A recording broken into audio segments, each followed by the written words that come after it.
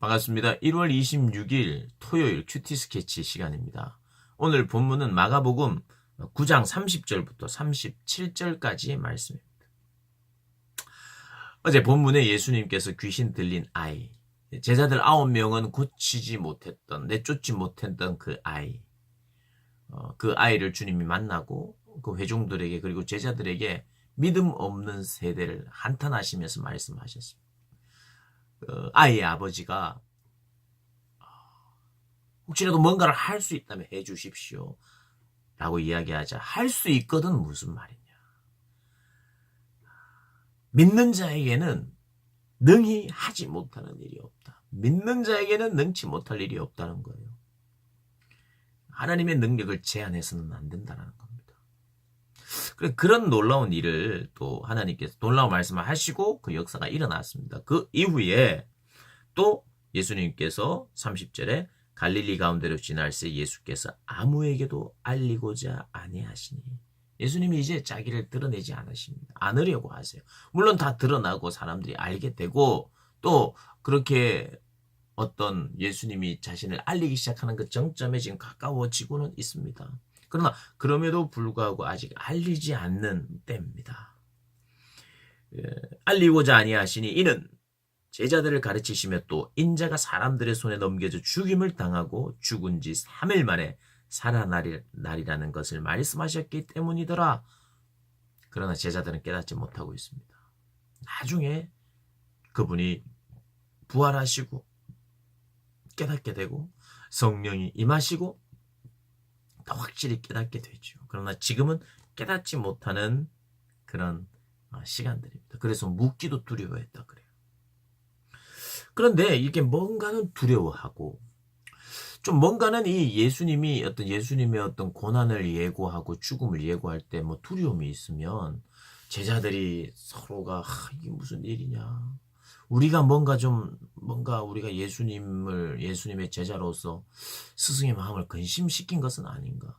왜 예수님이 이런 뭔가는 처음하고는 다른 왜 예수님이 이런 말씀을 자꾸 하시는지 걱정이 돼서 서로 하나가 되고 우리가 한번 예수님께 더 자세히 한번 물어보자 하고 이래야 되는데 두려움도 있었다는 이 사람들이 싸우고 있어요.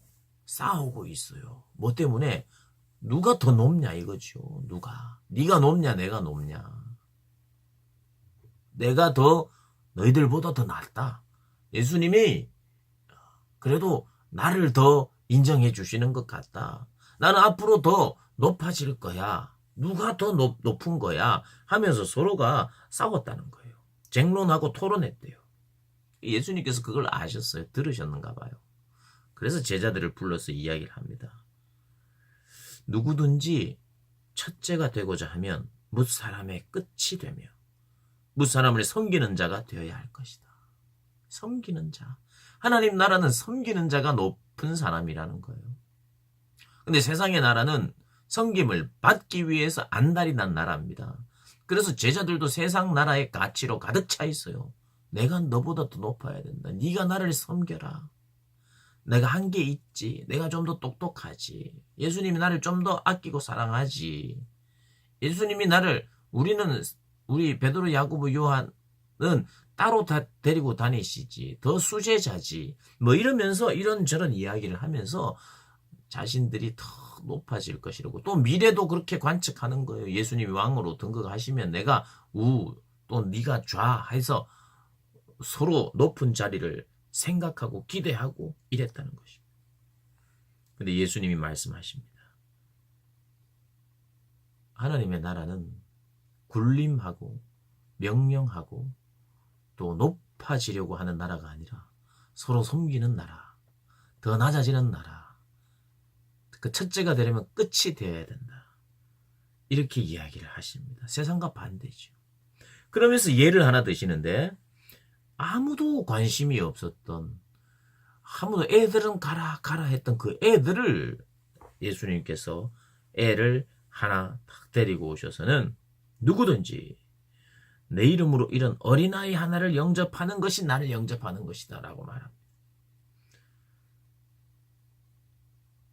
이 어린아이는 무시당하던 그리고 철저히 누구의 도움이 없이는 살 수 없는 참, 이 시대에는 어린아이를 더 귀찮아했던 것 같아요. 요즘은 뭐 어린아이가 왕이죠. 요즘은 어린아이를 막 함부로 대해서도 안 되고 항상 환영하고 이런데 뭐 참 좋은 거죠. 그런데 이 시대는 어린아이들은 숫자도 안 들어갔고 인간 취급을 안 했어요. 네.